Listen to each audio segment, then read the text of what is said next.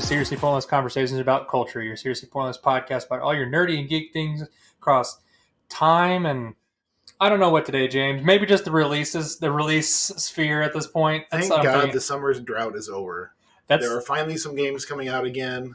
There are some shows coming out again. And man, it's been a long spring and summer because I don't know about you, but there wasn't as much this spring as there usually is. It might be COVID, but there's been nothing at all this year. The gaming gods have decided to shower us with plenty. The harvest has come, James. The harvest has come. I don't know if that's a good thing or a bad thing because there's definitely going to be some reaping with some of these titles that I've seen. It's some of them are not so great and some of them are just stellar looking though. Yeah, don't worry. We're in the age of too big to fail. I mean, look at Cyberpunk's 3077. It's 2077. Sorry, 2077.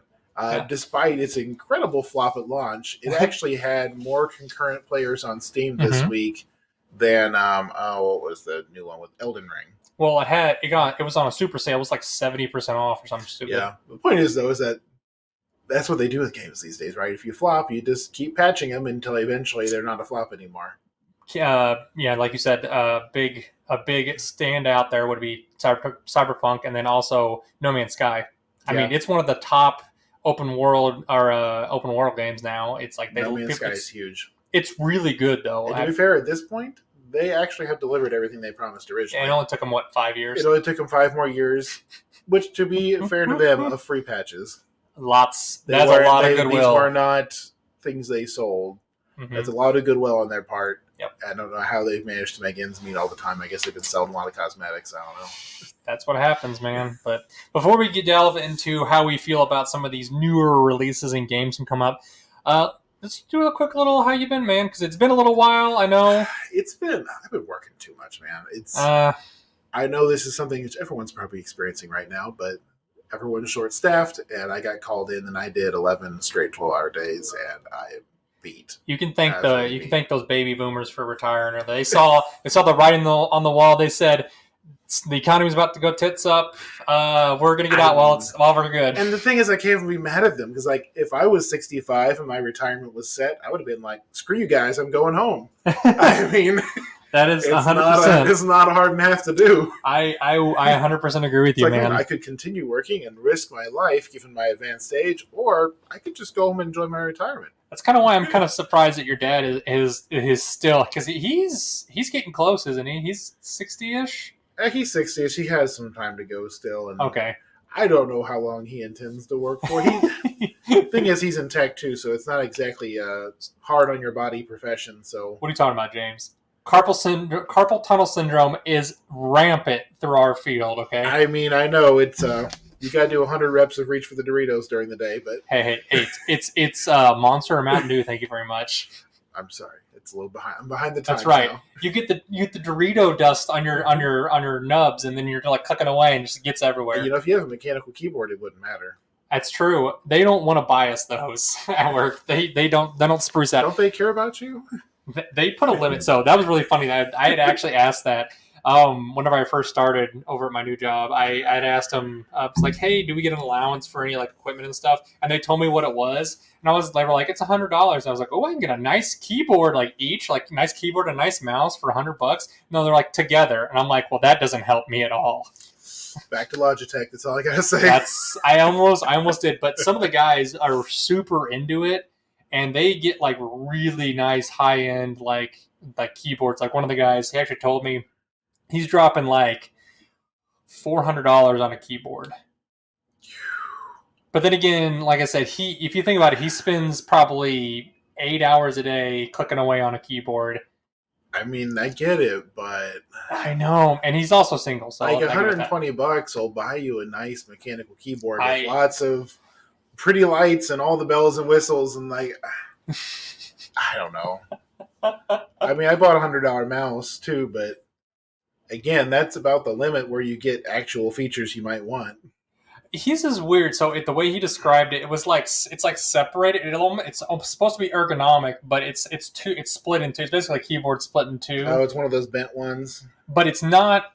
Yeah, but it's not like it's two different pieces though. Oh. So that's why I was kind of like, it's a little interesting. I'm like, I'd be interested to see what it's like. He hasn't gotten it yet, so I'm interested to see if he likes it or not. I could totally. I mean, as long as it's going onto a standard desk, Yeah, I don't how see. much actual split are you going to do? I I guess don't you could know. put your Mountain Dew between the halves of the keyboards. I don't know. I think it's just more of a novelty thing, honestly, at this point. Just kind of the way he described it. But I'd be interested to see if he likes it. So, if you work on computers, you play on computers. That's just how it is. well, yeah, that is true. I have noticed that it's either one end of the spectrum or the other. There's guys that literally live on their machines. Like, that's what they do for fun. Like, they'll play games and they don't get off the screen. And there's guys that are like, when I'm done, I leave. And I don't look at a computer screen for until I have to go back to work. I'm just saying, if you were to go out to the university and go to the computer sciences department, there are physical locks on the cases to all those computers, so that all the students can't play pranks on each other. 100, yeah. I believe it.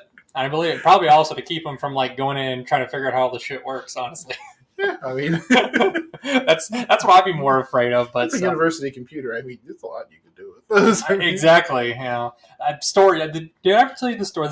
We're going off on tangents. Did I ever tell you the story about one of our friends? I'm not going to say his name because he probably could have gotten in trouble for this, serious trouble for this. Did you ever hear about him whenever he was going to school with me at university here? He downloaded the entire 720 or 1080p season of The Sopranos over the university internet. Oh, that's not a good move. Yeah. He got a sternly worded letter. I bet he did, because probably close to. I went to a different university, but our guys there definitely knew how to run a packet shaper. They knew exactly what you were doing. Yeah. With a torrent or something like that. Oh yeah. Well, that's why he did it. I think he did it unknowingly, by accident, and they can tell when you download whenever maybe say 2% of the entire school's bandwidth gets centered onto one IP address. That's a lot of IP, considering you've got they probably got gigs of data coming in at all places. Oh yeah, well, and that was actually a flaw back when we were in college, at least with most university web server systems, is that your whole floor of the dorms shared a good internet connection. It was a fast industrial internet connection, but it had limits. And the thing is, the longer you were consistently monopolizing it, you could gradually, as people went off and online, take up more and more slices of the pie. And so if you were running a torrent server or something where you could consistently chew through the bandwidth, you could slowly take over all the internet for your floor. Oh, yeah. And then they would notice real fast. Yep, that's why you got to be careful. That was the one blessing. I probably would have gotten my hand slapped if I lived in the dorms at the time. Luckily I didn't live in the dorms because I lived at the dorms when you could live up at your house with your parents and not have to pay for rent or anything. Now, I did use the computer in the front office at the Newman Center to run a Minecraft server back in the day. That doesn't surprise me at all. I ran it in no graphical interface mode, so no one would see that it was running in the background. But there was 12 of us who would go over there and play on the Minecraft server. Oh my gosh. That's hilarious. I love it, actually. Oh my goodness. That's the kind of thing I love. A little part of me wants to kind of do that at some point, just run a gaming server, but at the same time, I'm I got my data server set up, so I'm happy with it. So yeah. But so other than the BS of work, have you been sitting down, taking it easy, doing anything, trying to relax a little bit? Oh, Death Stranding came up on the Game Pass, and I know this is Game of the Year from 2 or 3 years ago, but I've been enjoying it. You're gonna play Delivery Simulator. I'm gonna play Delivery Simulator. It's fun. I really want to dig my teeth into it. Have you gotten very far into it? I've gotten just 2 or 3 hours into it. I'm on the Amelie chapter. I'm about to make my second or third connection. I said and it's I've got to say, I just got myself a big monitor. I got a what was it? A 42-inch 4K LED monitor. It's a couple year old model, but it's gorgeous, and it is as big as it could possibly need to be.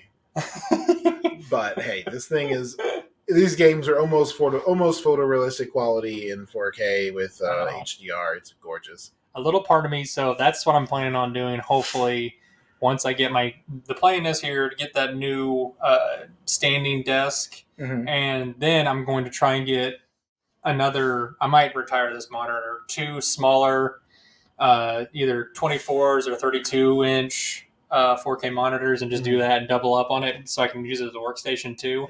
That's what I want to do. So these are both old. This monitor right here is probably close to 10 years old, and this one's probably close to like 7. And that's what mine was whenever I replaced it. I mean, it was a decent 1080p monitor, but I mean, it wasn't on the high end even when I bought it. Yeah, at a certain point, it's a 60 hertz 1080p. It wasn't like amazing. Yeah, it doesn't look It doesn't look amazing, but it doesn't look like awful. So it's like it does the job. And most of the stuff I play online, if I play anything, it usually gets up thrown on the big screen, which can handle most of that stuff. So the refresh rate isn't too bad on it. So, but I'll be interested to see what comes up in the future. But I'm glad you're enjoying it. You have to tell me if anything else looks decent on it at all. Because I know I'll be honest, the first game I played on was The Binding of Isaac, which... Did it look better? No. Those sprites were not meant to be like 3 inches tall. Says you.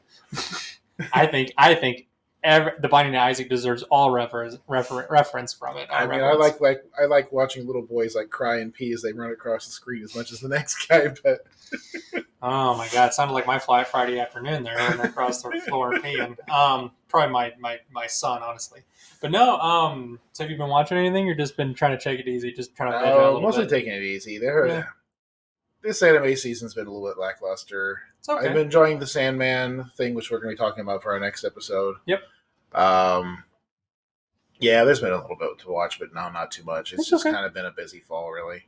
So kind of going off that a little bit, I will admit that I actually took one of your recommendations. I started watching Don't Hurt Me, Please Don't Hurt Me, My Healer. Oh, that one, actually, I forgot. That one's great, isn't it? I started watching it, I'm like, immediately when it started off, I was like, what am I watching? And then I got into, and they finally met I can't even remember her name because I'm only one episode in, the healer gal, the dark elf. And I'm like, I kind of love her. Oh, she's great. I mean, especially the first episode where she's like, I tried to fix your face, but I couldn't. And it's just like, but you never see his face. That's what and the bear is like, she tried all night. I saw her do it. but then you see like the puppet, and it's got pins in it, and I'm like, they're like, that's not healing magic. That's obviously voodoo or something. I'm like, this is great. This is curse magic. That's why I was like, this is phenomenal. So I think I'm going to dig a little bit more into that one. Series is her nagging on him. I mean, that's what there is to it. That's fine. I can it's do hilarious. it. I have to enjoy every once in a while. I want to veg out and have something fun like that because sometimes you get a little too serious anime. I love more the satirical anime and the kind of the slightly goofy anime. Like a good example of this is the Overlord series. It doesn't take itself super serious all the time. Overlord Season 4 has been good, too. I know. So you like it probably because they've thrown the dwarves into the mix. Well, you love me a good set of dwarves. But... I know you do. I've been powering through that, and I finally actually got to the point. I think they're not done with it yet, I don't believe. Because I know... no, they're like on episode 8 or 9 or something. We're yeah. getting close to the season climax for all that stuff. But... I'm all caught up with it. So I'm excited to see how they flesh it out a little bit more. But that's been keeping me busy. On the video game side, I'm kind of like you, man. I just haven't had a whole ton of time to sit down and just relax a little bit. I've had about an hour a night maybe to do play a little bit. But because we're getting ready to do what are called the corporate games. We're going to do... Apparently, it's like a Smash Brothers and Halo tournament? No, what? God, I wish. That would be great. So it's... you said something about training for basketball or something? So here's the deal, okay? The city puts on like I wouldn't say a triathlon, more of like an Olympics-style set of events where they have all these recreational things and for different teams, for different companies throughout the city. So like the city of Cape signs up, has teams for it, and all these other companies. Actually, San Francisco has one actually. So, but anyways, you have to play, and like third, second, and first place teams get points depending on how it is, and depending on your standing, and then they add those points up at the end, and that's whoever gets first place. And it takes like 2 weeks to get all this stuff done. So it starts tomorrow, which luckily I'm not in any of those events. I take it easy. Good. But I signed up for a lot more, and I'm starting to regret what I did sign up for. But I like... See, I got... What did you sign up for? So I did. I signed up for indoor soccer, which, shout out to our buddy Zach. I kind of need to go out and help him with that because I'm going to be the hooligan on the team, probably taking people out. So, because that's all I'm good for. I'm not that fast.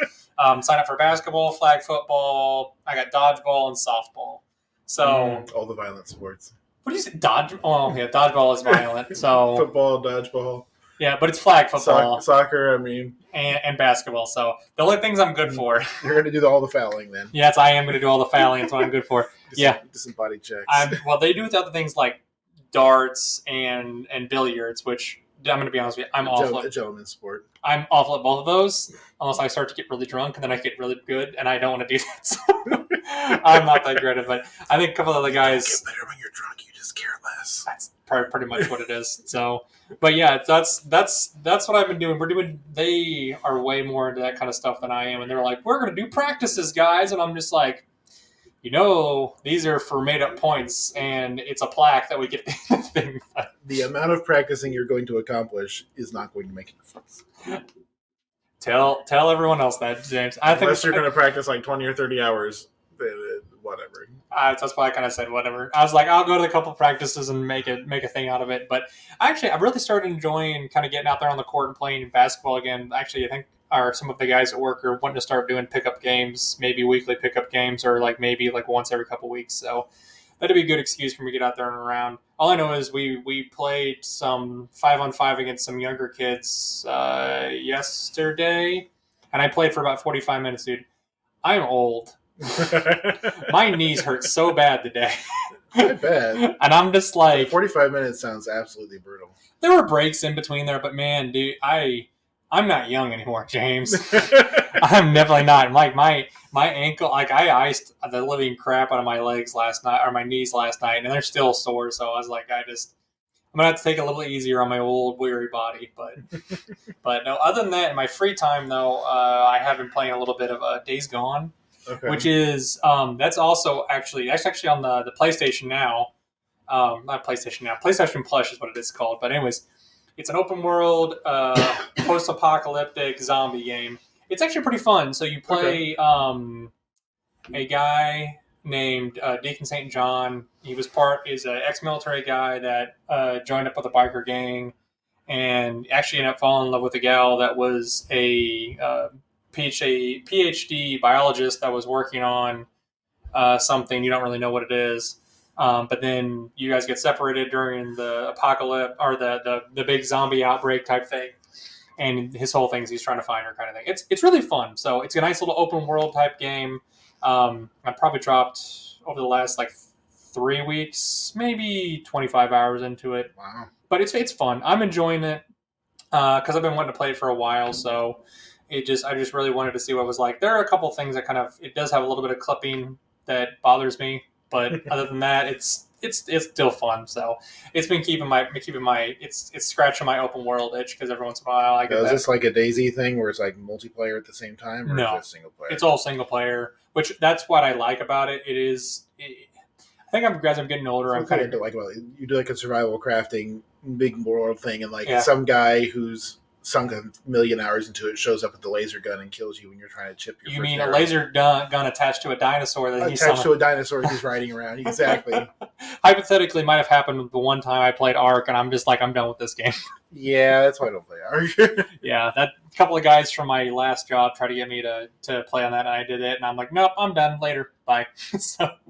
But yeah, that's a little bit of what I've been doing. If you guys want to tell us what you guys have been up to, just shoot in, let us know. Shoot us a direct message, whatever you guys want to do, or DMs, as the kids say nowadays. I keep thinking of Instant Messenger, Microsoft, Yahoo Messenger. That's all I can think of. What happened to Skype? Skype's still around. It's still around, but it just died a quiate death. And you probably if there was ever the time for it to rise, it would have been during COVID. But that's what happened. Well, that's Zoom for you, man. Zoom took over everything. Because Skype's Microsoft's thing, right? I think so. I want to say it used to come packaged with Windows, didn't it? I have no. Yeah, I know it's on my computer all the time, and I try to get rid of it. Everyone used Skype whenever we started college, but then Facebook kind of became the next big thing. I think Skype kind of started dying when Facebook Messenger took over. Maybe I have no idea, but anyways, I know we've been rambling quite a bit. Anyway, let's get into some of the big releases, I guess, for the year. Now, we're not going to go over everything that was released in the bigs because at this point in the at this point, since we're releasing this, several gaming conventions, and direct release announcements have basically come out. At this point, we got Gamescom came out, PAX 2022, or PAX East 2022 came out. There was a big Nintendo Direct drop. Big Nintendo Direct drop. They had a Sony, I call it for lack of a better word, Sony Direct. That's what it is. PlayStation Direct. And they also just now, this is the 16th of September that we're recording this, Tokyo Gamescom, or Tokyo Gaming Convention is going on right now as well. Oh. So they have a lot of really good indie little games over there, and that's going on right now. And I was actually watching some of the highlights of there, and there's some good ones there. But we're not going to go over everything because that's way too much to get into. Yes. We are going to call out some of our favorites that we've seen so far. Yeah. So James, let's start from Gamescom. Is there anything particular that you were really? Did you get a chance to look at anything at all? I didn't get a chance to see the Gamescom one. What did you find that you So for me in particular, I really liked the big one that stood out to me was Moonbreaker. So if you look at it, I love tabletop like turn-based like minifigs. Yeah, it's basically what it is.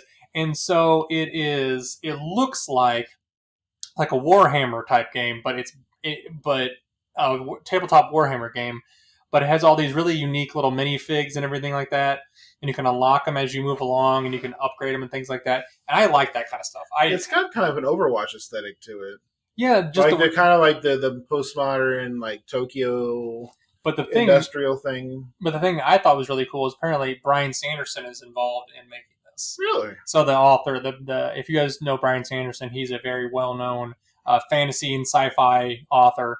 Apparently, he had his hand in some of the world building on this. So I'm extremely interested in looking at this. So it might be a new thing now because they had. Elden Ring did the same thing. They're going to start having actual authors come in and do the world building for these games. To be fair, these guys have plenty.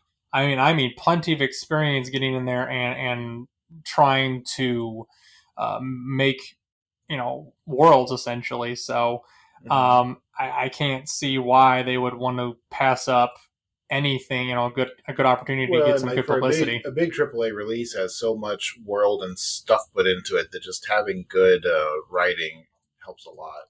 Oh, 100%, dude. And the other thing that I was actually going to talk about is Lords of the Fallen. So this one, I think all we got for this was a cinematic trailer.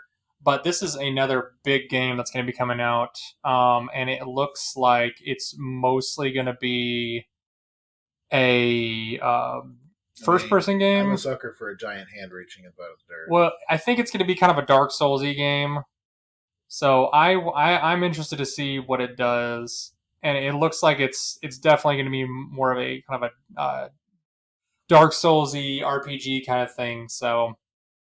I don't know. They didn't release a whole ton for it, but the trailer definitely looks like it's going to be more Dark Souls-y. And definitely after the success of Elden Ring, I don't think the Dark Souls genre is going anywhere anytime soon. No. Yeah, definitely not. Which is interesting to me because I thought people were starting to get tired of it, but it is still going strong. Then the other one I saw that I really enjoyed was Where the Wind Meets. So this is basically... I wouldn't call it a... What's the word? It's not Sekiro. It's... Oh, man. It was the one that Team Ninja came out with, the samurai game a while back. I started to play it and I totally forgot about it. Stopped playing it. But this kind of looks very similar to it. But it also looks more like it's more heavily populated and you've got cities that you interact with. It's almost got like a weird... Kind of like a Warring States or... No, I was going to say it's got more of what it appears to be kind of like a Grand Theft Auto type thing where you can run around the city. And looking at the trailer, it looks almost Assassin's Creed with the rooftop. Right? Oh yeah, it definitely does have that kind of that Assassin's Creed type thing going on. But it looks like you can kind of ninja magic. Yeah, you gain like. Yeah, see, this is pretty cool. We're watching the trailer while we do this as well, guys.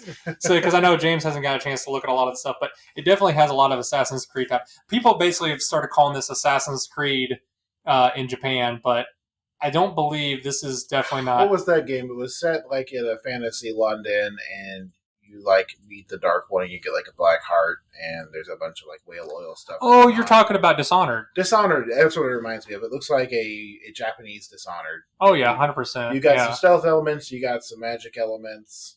You got Ghost of you got like an open world city.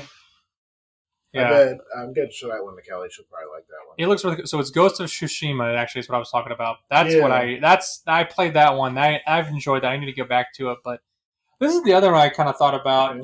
This looks artsy. It very much so, and it looks more of like a. So the cool thing I saw about this is it jumps between side-scrolling platformer for a lot of the stuff, but when you do go into combat encounters, it does this. Where you can actually move around. It's got more like a slasher. Yeah, move into more of an arena type thing. I like that kind of that style. So that one looked interesting to me. Yeah, it could be interesting. That's kind of an evolved beat 'em up type idea, where instead of you're just like old school Ninja Turtles on the screen, you go to an arena. That could be fun. I do like the Ninja Turtles type stuff. So. Now let's move into the Nintendo Direct stuff. I know this is more of your bread and butter, James. This is more my bread and butter. I know I'm basically obviously there's one big one that I know you're going to say something about. The big one, yeah.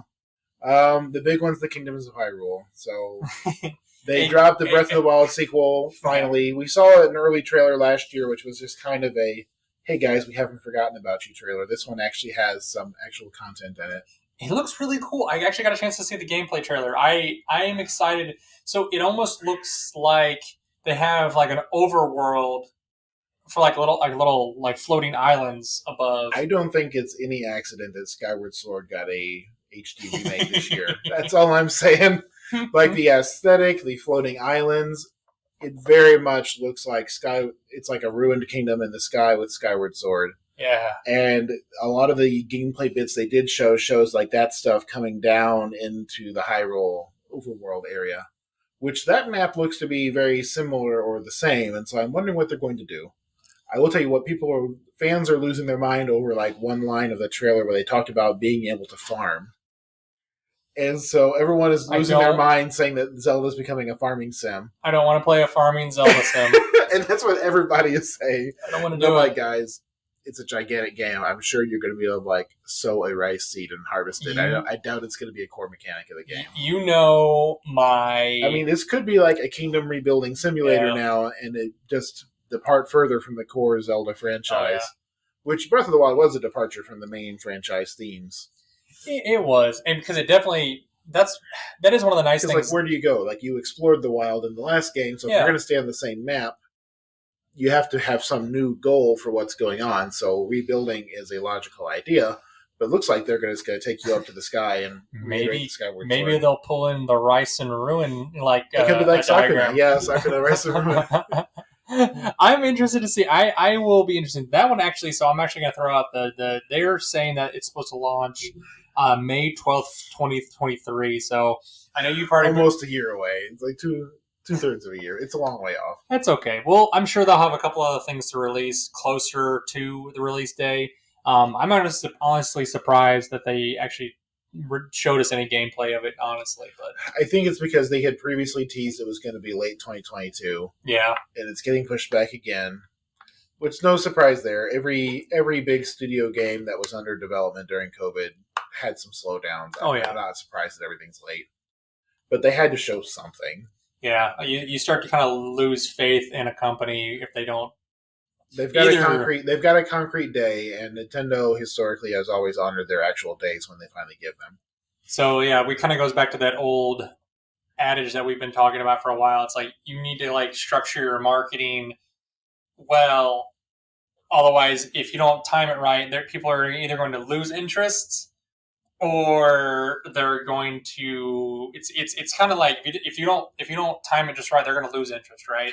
You can only hype for so long, and that's how I felt about God of War at this point. Yeah, or like the new Pokemon game's an example. Like they started hyping it at the beginning of this year, and they've been doing little bitty drips, and it's gotten to the point where people are just tired of hearing about it because they've revealed everything they can realistically reveal without ruining the game. But I mean, thankfully it's coming out soon. I guess other big news stuff. Yeah. Pikmin 4, that was never a game series that I played much of. I know it is much loved by a lot of people. It is fun. I played it a couple times. It doesn't have a release date, sometime next year. Yeah. Octopath, which was much beloved by a lot of people. Octopath Traveler 2, yeah. Which is one of the first traditional RPGs in a long time to be done right. Biggest news on that one, though, it is exclusive to the Switch right now. I did not know that. It has not been announced on any other platforms. It's probably a timed exclusive. That's like the new thing where it's like it's a Switch for a year, then it goes everywhere. Which is insane, though. So, for a reference, guys, the first Octopath Traveler came out first on Xbox, and then it came to Switch. Yeah. And it still hasn't come to PlayStation yet. Yeah. So I'm just amazed that they're even. I guess Nintendo just decided to close the deal on this one and try to get at least some limited amount of time. I mean, it's a natural fit for the Switch. Oh yeah. Like the old school Nintendo era, SNES era graphics. The long time sinks that tend to go into those type of games, it's a natural fit for the semi-portable console. Oh yeah, 100%. So, the other couple things, they had a new Fire Emblem game is coming out. I'm not really interested in that. You? No, probably not. Not a big thing. The Pokemon game, of course, is coming out next month. Yeah. By 2 months, it's November. So. A lot of the new Nintendo 64 games are coming onto the emulator. Yes, if you have the Pokemon Stadium 1 and 2. If you have the Nintendo, if you have Switch Online and then you pay for the boost or whatever the heck they call their extra little bit. Yeah, Pokemon Stadium's coming on there and some other stuff too. That was the biggest name one. Yeah, quite a lot of things. I know played the shit out of Pokemon Stadium. Yeah, I know. GoldenEye, a bunch of the Mario parties. Mario parties are big news. Yeah, GoldenEye, and this is interesting to me. They're releasing GoldenEye on the Nintendo Switch. And right after the Nintendo Direct dropped, Xbox dropped that they are actually releasing a full GoldenEye remaster. Not a port like the one on the Nintendo. And this one is backed by the company who made it, because you may not remember this, even though it was a Nintendo 64 exclusive back in the day. Yeah. The whole GoldenEye franchise wasn't made. It's not a first-party Nintendo company. No, it's not. And so they've actually contracted with Xbox, and they're doing a full remaster with a graphical update and everything for the Xbox subscription service. Which I think is going to be really big news when it comes out, because the GoldenEye speedrunning community is still alive and well. Hard. That is a true classic game, and I think with an update and some horsepower behind it, they could really make that game shine. Dude, that soundtrack is iconic. It's extremely iconic. Everybody knows that soundtrack whenever it comes through. But you want to talk about a game that pushes the hardware it was built for? Oh, 100%. We were talking about this before we started recording. But yeah, that was a game that was literally doing so much that if you looked down at the ground instead of up at the scenery, the game would run faster. Yeah. It's really pushing the hardware. And if you guys want to see some fun stuff, I know what he's talking about, watching these people speedrun this. This is what they will do to try to make it move faster whenever they're playing the game. They can kind of clip and make it run faster and cut down all those frames to get that speedrun time down. It's pretty fun to watch. So if you guys just go to speedruns.com, I think it's what it's called, or whatever it is. Yeah, just type in GoldenEye, whatever it is. It's pretty fun to watch if I just want to watch something in the background. Those are fun ones to watch, because the GoldenEye speedruns tend to be one level, so they're a 2-minute run. Yeah. It's not like sitting down to watch a 64 120 star run or something. James, what are you talking about? I enjoy sitting down and watching somebody do 3 hours playing a speedrun for Terraria. I mean, personally, I enjoy the Yu-Gi-Oh! Card game speedruns, which take 72 hours. Or someone who's doing 100% completion of Final Fantasy VII or something, which takes a literal week. It's awful, man. The things that some people do to themselves. I mean, I used to think the Breath of the Wild 100% speedrun was bad, but that's just the tip of the iceberg. Oh, yeah. It gets a lot worse. There's marathons on some things, and that can't be good for their bodies, but... other news that came out there... They had a Ni no Kuni remaster just dropped on the Xbox service. Yep. Which I'm definitely going to play that one. It looks like it got a nice graphical update. It's supposed to be Is that the Wrath of the White Witch? Yeah, which I think is the first one, right? It is the first one, yeah. And so I haven't played the series yet, but I know from you loved it to death. So. I have the first and second ones on my Switch. I've played them. Now that I know that's on the Game Pass, I will probably play them on the Game Pass. Yeah. So I enjoy it thoroughly. It's a cute Studio Ghibli style game, and I love that they had their hand in it making it. So. Here's something for the Xbox service you probably didn't see yet. What? Talk about a niche market, but they released a cultivation master simulator thing on the Xbox service. cultivation master? So you probably heard me talk about like Chinese fantasy before, right? Okay, so one of the Chinese fantasy is this Taoist fantasy, the idea that you can absorb the spiritual energy of the universe and like transform yourself and eventually transcend your mortal limits and become an immortal master. Okay. So it's like the Chinese kung fu movie taken up to steroids. This is Chinese fantasy. Oh my. It's real big in Chinese web novels. It's leaking over into anime and into Western media now too. It's becoming a really big thing. But there is a like RimWorld style thing now, Sweet which Jesus. I know is look weird, but like it starts with like 3 people who have like been exiled from like your destroyed sect or something, and you're supposed to like build this new Taoist sect and like elevate yourself until your sect is flourishing and you're becoming an immortal master. I've like only looked at it for 10 or 15 minutes last night, but I was looking at that and like, wow. 1, this looks pretty cool, but 2, like, this is a really, really niche game.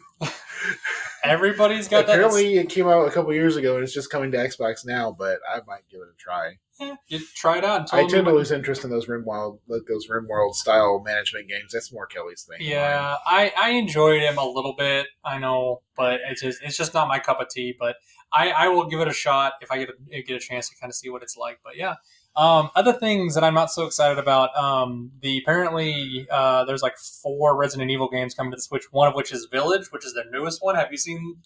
I lost interest in Resident Evil. It's okay. I'm just interested to see how bad it looks, because if you get online, you just humor me whenever you get home tonight. Just look up the game, some gameplay for Resident Evil on any hardware, even just the Xbox or the PlayStation. It's so much better looking, and I'm just interested to see how down-res they're going to have to make this to have it play on the Switch. They're going to have to bring it down quite a bit, and I'm wondering if Nintendo is going to update the Switch at some point, but apparently Switch sales are actually higher than they've ever been, and so as long as console sales are up, they're not going to release a new console. It just boggles my mind, man. I don't know. We'll see. I think the semi-portable idea was a really good one on their part. Yeah, it really was. After years of experimenting with hardware that kind of flopped, like the DS, not the DS, the talking about the Touch. You're talking about the Wii U. Yeah, the Wii U. I think they hit gold with the Switch, but well, you get flops every once in a while. But other news: golf's coming to Nintendo Sports, and then also, which I love me some Nintendo Sports. Yeah, that's a big office game. Tales of Symphonia is getting a remaster too. Yeah, and you got Kirby's Return to Dreamland. It's getting a remake. That'd be fun. Mm-hmm. I like Kirby a lot. So Return to Dreamland was a good one. Trying to think of what else. There's really not a.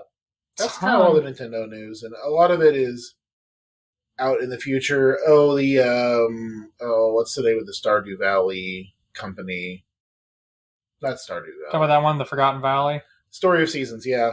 This Story of Seasons is the company who made the original, like, most successful Harvest Moons. When they split off from Nintendo, they didn't get to keep the Harvest Moon name, but they are the same company. And the current Harvest Moons from after 64 and onward are made by a different company, which is why they feel like a completely different game. And have been much less successful overall. But Story of Seasons is the original Harvest Moon crew, and they have another game coming out. Well, you have fun playing that, James, because I will not. I don't. You don't like your little farming RPG slice of life sim?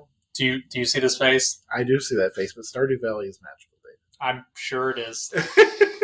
I hope you have endless amounts of fun for it. That's why I say it every day, every podcast. Different strokes for different folks. That's true. That's right.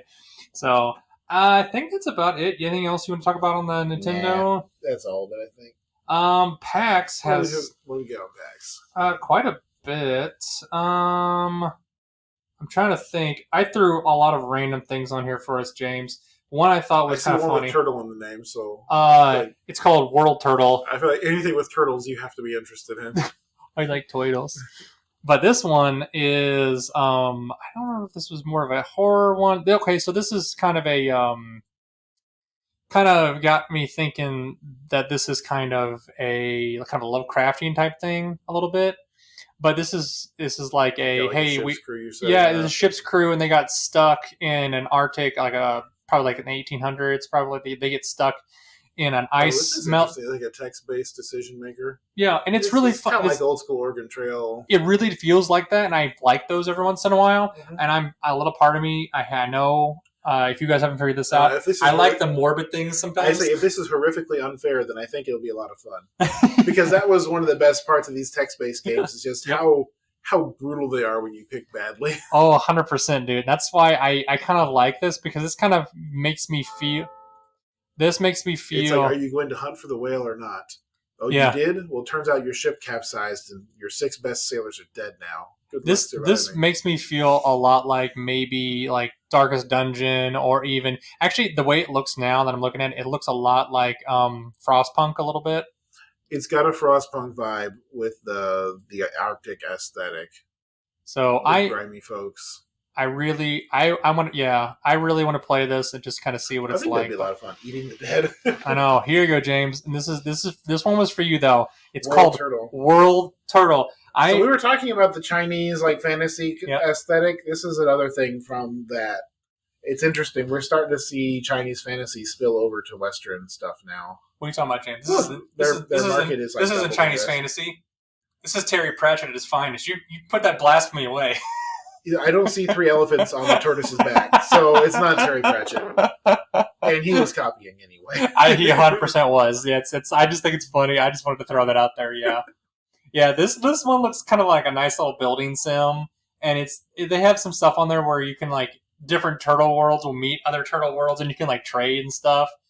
It just looks that looks cool. It just looks so weird and bizarre, and I'm just like, okay, I'm down for something weird and bizarre. Your text-based world building sim thing. Yeah, just something kind of goofy and dumb, and I'm like, you know what, I might. Looks like a turn-based RTS. That's your game. Yeah. Might throw a few shekels its way. Who knows? But there were a couple pretty heavy ones. So this one really piqued my.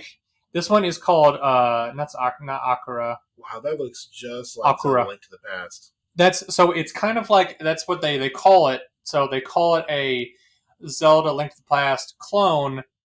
Which I'm down with. Those are a lot of fun. So it looks really cool. So I was like, it's probably not going to be that much. It's probably maybe like $20-30 maybe tops. Mm-hmm. For what probably 15-20 hour game maybe. That looks pretty damn good, actually. I like that. I know, and it's why I was like, I threw it on there. I threw it on there because I knew this was going to pique your interest, and I like these kind of games every once in a while. And it looks gorgeous. I mean, it this gives me that gives me. Especially if I can get that on Switch, that'd be a blast. I don't know if it'll go on Switch. We'll see. Or even on PC, it'd be fine too. They said this was on the Steam page. That just looks like a natural Switch ally. There you go, James. December 2022, Akira. I'll have to get that one. And you can play the demo until you get it, until it comes out. I know. See, you can keep you satisfied, James. Keep me satisfied. Keep me satisfied. All my time and money. Welcome to the neighborhood. This reminds me of Rick and Morty, 100%. This is called Welcome to the Neighborhood. So it's like if Sesame Street went bad kind of thing. Yeah, it's got that Sesame Street Avenue Q type vibe to it. And I'm down for that. Especially with some horror elements. I know that would make me very happy. Oh, 100%. And this kind of it kind of gives me that Avenue Q, Bioshocky type stuff to it. But it's My Friendly Neighborhood. Yep, and that's what it's called. I'll probably play that one. That one looks cool. And it is. I'm really hoping that some of these end up coming to Game Pass or like that. But yeah, it'll be fun. So fun fact. I know this is kind of a random tangent. They actually came out with a comic book recently, and I'm trying to remember who wrote it. I'll look it up here while you're watching this. But it's very similar thing. Like the apocalypse happens, mm-hmm. and they have they follow like Sesame Street type characters. Like there's a Snuffleupagus type character, and there's what was that speedrun we were watching the other day with the ink in it? Oh, you're talking about Bendy and the ink machine? Yeah. It kind of reminds me of some of that vibe too, with the cartoons and like the dark kind of themes and the random weapons. But yeah, you're right. It does have some of the Bioshock vibes with the cartoony messages and like some of the steampunk aesthetics. I wonder what it's. I'm trying to remember what this one was called. What is it called? Survival Street. That's what it's called. That'd be cool. So the comic book is called Survival Street. I know we're all over the thing, but yeah, it is. It, like I said, the sock puppets and everything, and I'm just like this. That looks fun. It looks like it's going to be a blast. So that was one that's on my radar. Oh, what was? I got a couple more in here that I know you were. I thought you would like. I know that I know I'm gonna like. This is more of kind of a another. This is One Last Breath. Yeah, another kind of like a post-apocalyptic thing, but it's kind of like a puzzle game almost. But I like this looks like a nature-themed puzzler. Yeah, but you're not like a human. You're like trying to go through. It's got like some earth regrowing vibes. This is like a post-apocalyptic, like nature is regrowing type thing. Yeah, you're trying to fix the world kind of thing. And it looks fun. It's definitely like a 2D side scroller. Yeah, that looks like a fun one. I thought would be kind of interesting. 3D side scroller. Now this one on the other hand, this is called No Place for Bravery. This has definitely got some really cool pixel art on it. This reminds me of Children of Mortia kind of vibe to it. But apparently this one has got more darks. Or Moonwalker. It's got some of those looks to it. This has got some more Dark Souls-y vibes. I know that's what they said when I was watching. Kind of top-down Dark Souls bosser. Yeah, it's definitely you have to watch like how you're fighting enemies and things like that. So I will probably I might end up picking this one up depending on what happens. Yeah, we'll just see what it's like. If it's like a super high emphasis on boss fight, Dark Souls era stuff, I probably won't. But if it's got more world exploration, I will grab it. I just love the art at this point. Yeah, that's gorgeous. So, trying to think of Dungeons of Aether. We're gonna roll you back just a little bit. This is more of like a dice roller game to kind of see if turn-based dungeon explorer. Kind of. Let's get to the gameplay. Yeah, that's cool.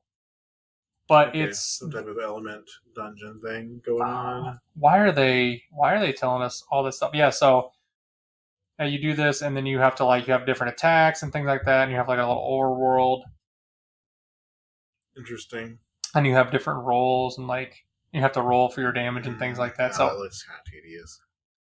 Well, apparently this was one of the ones that they thought that kind of stood out and whatnot, but it seems tedious, he says. Oh my goodness. Shovel Knight's got it. That's the other one I was going to show you. All right, we'll get to it in just a minute. We're going to make you watch this, though, first. Demon School, James. This sounds like a bad anime here. That's the whole point. Oh, that's what it is. It's a tongue-in-cheek RPG. That's why I was like a JRPG mockery. I'm kind of excited for this, though, honestly. This could be kind of cool, actually. And it looks like it's more of kind of like a turn-based strategy, turn-based RPG kind of thing. FF Tactics type thing. Yeah, I would probably end up getting that. Oh, and here's your baby, James. Shovel Knight Dig is what they announced. It'll be coming out soon. You got 7 days. You can get it. Oh, man. I know. Do you want to get it, James? Do you want to dig? I do kind of want to dig. Look. Oh, my goodness. Oh, look at that. It's like Dig Dug, except with Shovel Knight, James. So much better. I don't know. Is it the same as the original Shovel Knight? No, but it's a little bit different. It'll be fine. This definitely has... it's kind of got some SteamWorld Dig elements. SteamWorld Dig, and then I was also thinking, is it Moonla, or what's the one where you're an archaeologist and you're digging? Spelunky. Yeah. It's kind of got a lot of Spelunky vibes to it, too, so... It does. I'm interested. It's kind of cool. I'm interested to see that, so... all right. I don't know if there's a whole lot left. I do want to mention some of the fall anime that's coming out. Ooh, I forgot about that. I don't want to spend a ton of time on it, but anime next season is going to be pretty jacked. We got Mob Psycho 100 season 3. Mob Psycho. We got the 6th season of My Hero Academia. That's right. The 2nd season of Spy X Family. If you still care about Bleach, the Bloodline Wars thing is coming out. What anime? I'm sorry, I don't care about that Bleach anymore. Golden Kamuy season 4 is coming out. Okay. That is all pretty awesome. And there's a new one which is supposed to be good called Chainsaw Man, which features a person who can turn their arms and face into a chainsaw. So it's supposed to be pretty graphic and twisted. I don't know if it's going to be good or just apparently this has been a Ripper type thing, but it's been a manga over in Japan for a while. And I think it just got picked up finally. Mm-hmm. So I have actually seen. Apparently, it's been popping up quite a bit on some cosplays. Yeah. And apparently, like you said, it's got that really weird like vibe to it. I don't get it at all, but I will probably watch a couple episodes just to see whether or not I will hang on. Yeah.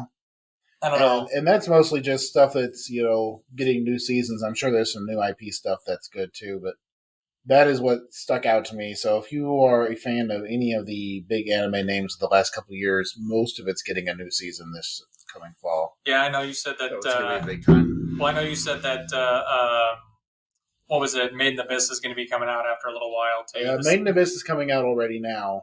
Yeah. It just went to High Dive for some reason, which has decided to do their own $15 a month streaming service to try and cash in now. And everyone's going to get their money, man. Well, and that's the thing. Is like I was happy when Funimation and Crunchyroll merged. I'm like, great, I can just watch one. And now High Dive is splitting out, and previously they put all their stuff on VRV, which was essentially Crunchyroll. Yeah. So, I don't know.